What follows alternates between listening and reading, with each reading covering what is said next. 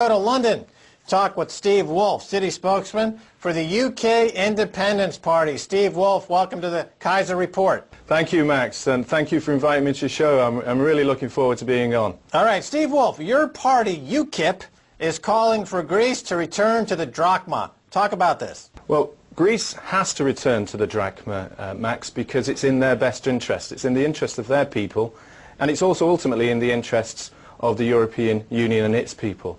They're suffering at the moment, as we know. We have levels of unemployment for the youth around 18–19%. There's millions of people unemployed throughout the country. There's lots of people losing their businesses. There is a real sense that the austerity that the Greeks are giving to them is actually hurting badly. And the reason that it's hurting and having no effect for a positive future for them is because they're trapped within the economic prison of the European Union. If they were able to escape the arms of Barroso and the commissioners who want to keep hold of them and their assets, they will be able to take control of their economic levers and help themselves get out of this debt crisis. Okay, Steve Woolfe, let's talk about the ripple effects here, because the folks who are not against the haircut or the write-off or the return of the drachma, of course, are saying that the bond market would collapse, the Greek banks would collapse, ripple effects throughout the Eurozone. What do you say to this?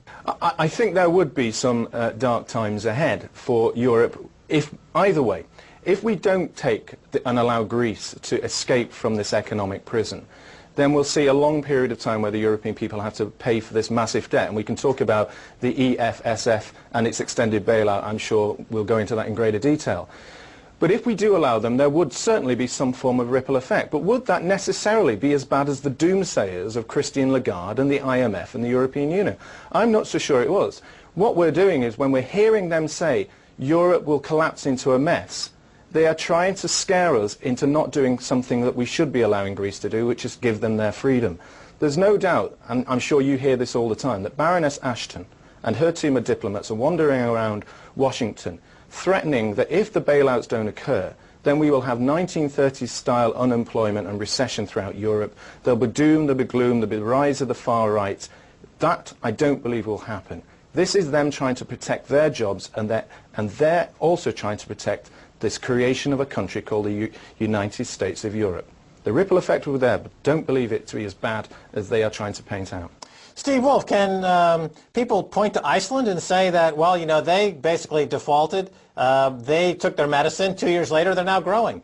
Is that an accurate comparison? And if so, why aren't more people making an issue of this and making that comparison? That is a perfect example, as is also looking back to the days of Argentina and Brazil when they defaulted as well. They were given the opportunity to take hold of their economic levers. And let's look at the positive things that could happen for Greece. We know that they're indebted on a debt crisis with their bonds. If they were able to say we're out of sight of the European Union, they could take hold of their interest rates, they could look at their currency, they could take haircuts on their bonds of 60, maybe even 70%, they could devalue their currency at 30, giving themselves some leeway to 50%. This would encourage other businesses to come to Greece. Certainly would encourage those who are tourists from the UK going to Greece, if you've ever seen the prices in the holiday resorts in Greece at the moment. But also look at the very important positive factors of the Greece economy. Greece has assets, and some of those assets that aren't coming out into the public domain are their oil and gas reserves. We have received reports that only a few years ago, 7 Scandinavian companies were offering around 250 billion for the gas assets that are outside Crete, etc. Those are assets that could be used to help Greece in the future rebuild its country, but only if Greece was able to get hold of its own economic powers. It can't do it whilst it's trapped within the European Union. Let's talk about the UK for a second, because the UK did not join the euro, and people are saying that they're insulated from the euro crisis. However, the banks in the UK own much of this toxic debt from continental Europe. And so what are the ripple effects, and how do they get into the UK? And what is David Cameron doing about it, if anything? Is he telling the people in Britain accurately what's going on here? David Cameron certainly isn't giving the people of Britain the truth about the indebtedness that Britain is connected to the European Union. When you're looking at this bailout, we are having to pump billions into the IMF to support this. This is money that could be used to help the banks that would have to face some of the detrimental effects of Greece defaulting. We could use them to shore up the capital and increase the Tier 1 requirements of those banks. In addition, by being a member of the European Union, we spend around £55 million a day to the European Union. That money could also be repatriated back to preserve the economy of the United Kingdom whilst we're going through the bad times. David Cameron doesn't want to let the public know that we are contributing to these bailouts through other means, such as the IMF, and he doesn't want us to know the true effect of what would happen if Greece was to bail out, or the opportunities for Greece, because to do so would endanger this project of being in the European Union. The crisis is unwinding in real time, and leaders appear to be paralyzed. Every talking shop leads to another talking shop.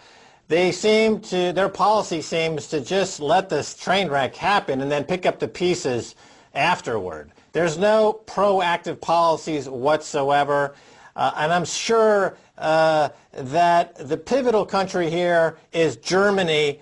Let me ask you about Germany for a second, because on one hand they have benefited by the cheap euro in terms of their export market, and it's the first or second biggest exporter in the world. On the other hand, if there's a huge consolidation due to a collapse, that'll most likely be run through Berlin. So they really are playing two sides of the aisle here. Is Germany, how do you see Germany in all this? As a kind of a hapless bystander to a calamity that no one saw coming? Or are they more behind the scenes orchestrating something here? Well, I'm not sure that we can be safely certain that anyone's orchestrating this behind. I mean, I think you have to turn around to go to Horst Köhler, who was the former German finance minister, in 1992, when he said that the southern countries would not be bailed out by the northern countries. This is not what the euro was about. But actually, that is what the people of Germany believed. They never believed that their hard work or the taxes would be used to bail out any country that allowed themselves to get into such substantial debt. They didn't also believe that we were going to have a country called the United States of Europe. So what you're seeing in Germany is a realization that for many of them, like many of us in the United Kingdom and the rest of Europe, have been fooled by a political class who have one agenda.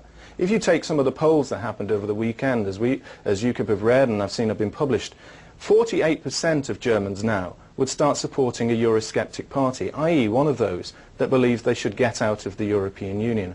But you have to ask yourself, why are they doing that?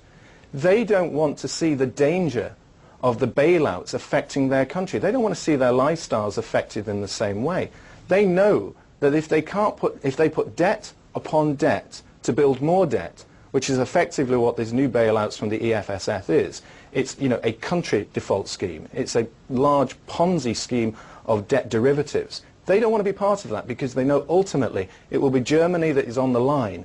Their lives are on the line, and their businesses and unemployment could rise. They've seen it before. They don't want it to happen again. All right, you talked about this Ponzi scheme, and of course the global center of the financial Ponzi scheme is London. They've got the weakest regulatory environment, the most hedge funds, the most corrupt bankers, and they're the ones who are really making a market in fraud most prominently throughout the world. And they have a stake in perpetuating this global Ponzi scheme and fraud. Otherwise, the entire city of London goes away, more or less, and they go back to being a utility bank of making simple loans and no more flashy Christmas bonuses or champagne parties anymore.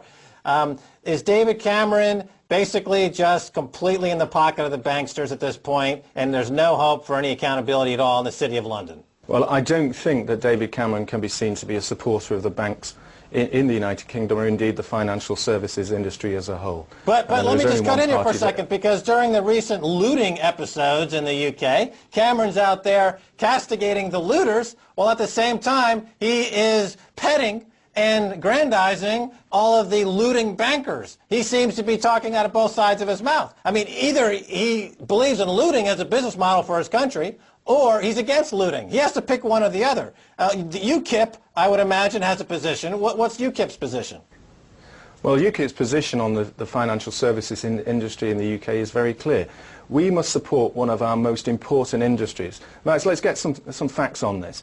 Not everybody in the financial services industry in the United Kingdom are the rich bankers. There are 1.1 million people employed in this industry in places like Chester and Leeds, in Edinburgh, going down to Cardiff. These people are not earning the £1 million a year. They're actually earning safer salaries of around £20,000 to £25,000. These are the people that are going to get affected when Europe introduces financial transaction tax. We don't think about them. What happens here in the UK is we focus ourselves on about 1,000 to 2,000 seriously wealthy people, many of them employed by banks, some of them who have indeed done bad things, if we look at the ex-chairman of the OBS, for example.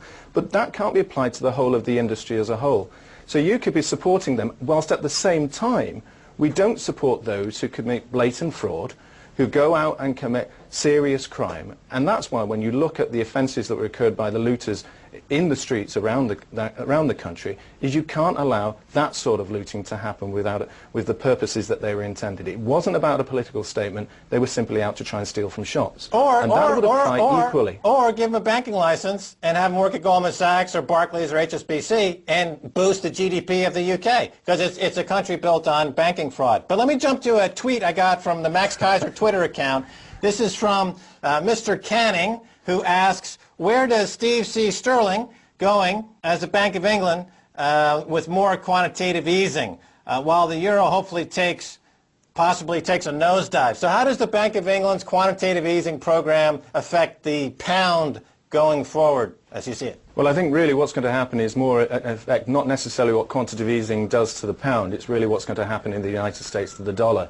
I suspect that whatever quantitative easing that we try and do in the United Kingdom isn't really going to have a great effect. We will see the potential of inflationary issues going down in the future, and we must be deeply concerned about that. But really, we're caught between other sides. It's really what's going to be coming out of the United States and what's happening in Europe. We're trying our best, but we're still caught within this economic trap and this danger that faces us from Europe. All right, Steve Woolfe, that's all the time we have. Thanks so much for being on the Kaiser. You didn't frankly have the balls to put country before party.